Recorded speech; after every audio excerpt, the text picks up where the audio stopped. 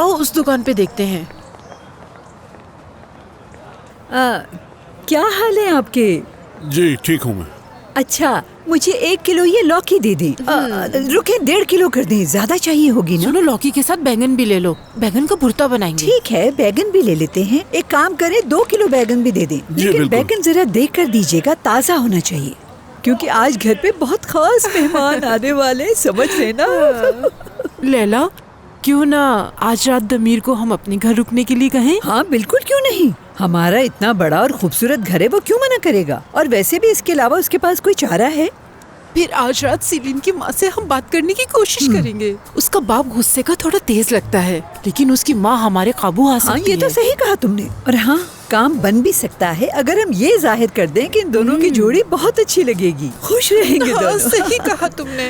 और हम ये भी कहेंगे कि वो दोनों साथ में बहुत अच्छे लगते हैं, उनकी शादी कर दी जाए। हाँ सही बात है। और एक लड़की को इतना अच्छा हैंडसम शौहर मिल जाए, उससे और क्या चाहिए।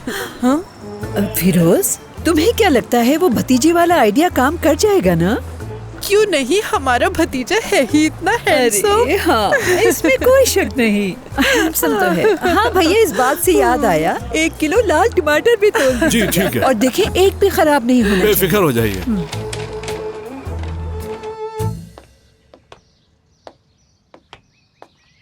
तो यहाँ है उस लड़के का सामान। हाँ, और रखा कितने सलीके से है। ओह, तुम इसे सलीका कहती हो?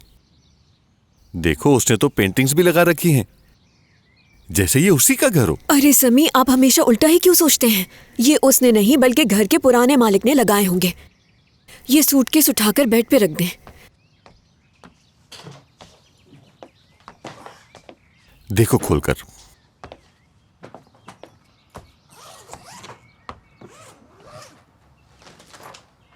देखें, उस बेचारे ने तो अब तक अपना सूटकेस तक नहीं खोला। अब तसल्ली हो गई आपकी? जब तक उसकी चीजें इस घर में हैं, मुझे तसल्ली नहीं मिलेगी। किसी का भी सामान मेरी बेटी के घर में क्यों रखा है? क्योंकि उसके पास रहने के लिए कोई घर नहीं है, वो घर ढूंढ रहा है। और वैसे भी वो अपना आधे से ज्यादा सामान तो ले जा चुका है। किसी भी जगह उसका कोई सामान नहीं है। हम पहले ही इस बात के लिए अपनी बेटी का दिल तोड़ चुके हैं, अब दोबारा नहीं। मतलब मैं अपनी बेटी का दिल तोड़ रहा हूँ? सर फोड़ दूंगा उसका, अगर किसी ने भी उसे नुकसान पहुंचाया तो। सुन लो, बहुत बुरा अंजाम करूंगा मैं उसका।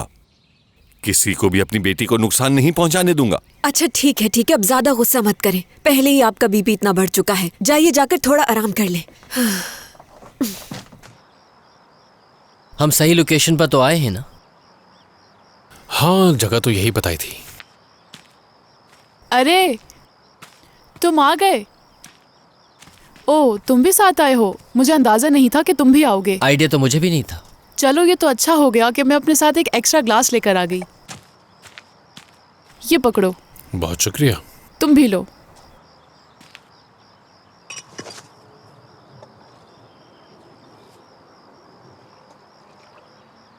शुक्रिया।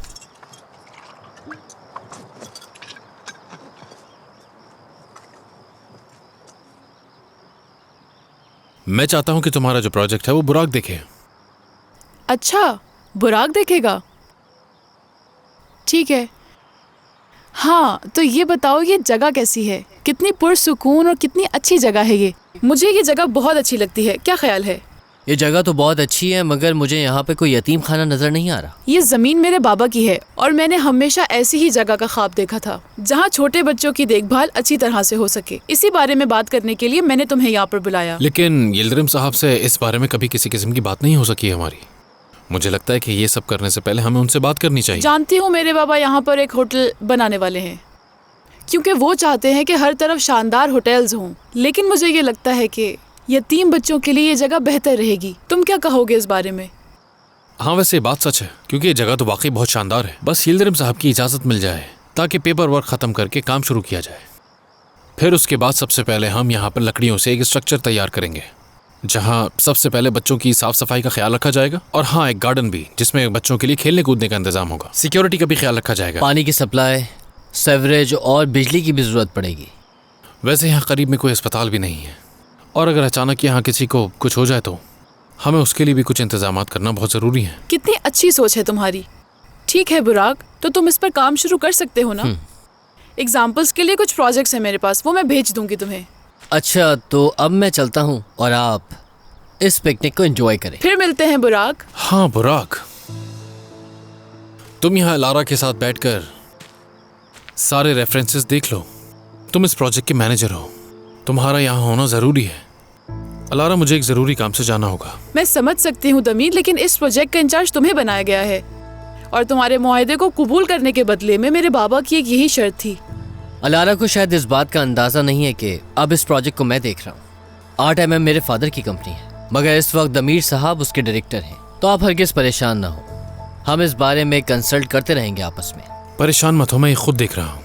और हाँ, चॉकलेट्स के लिए बहुत शुक्रिया, तुम सच में बहुत अच्छी हो। तुम्हारी इजाजत हो तो मुझे ऑफिस निकलना है, फिर मिलते हैं।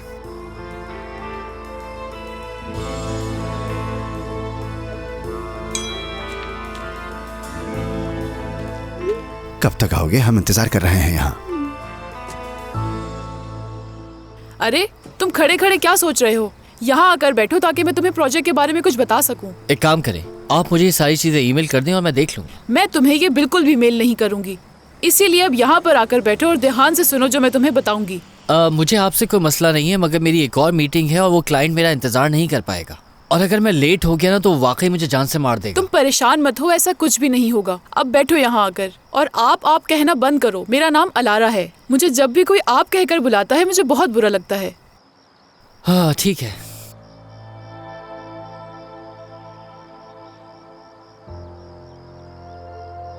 तुम अपने बाबा को इस प्रोजेक्ट के लिए कैसे राजी करोगी?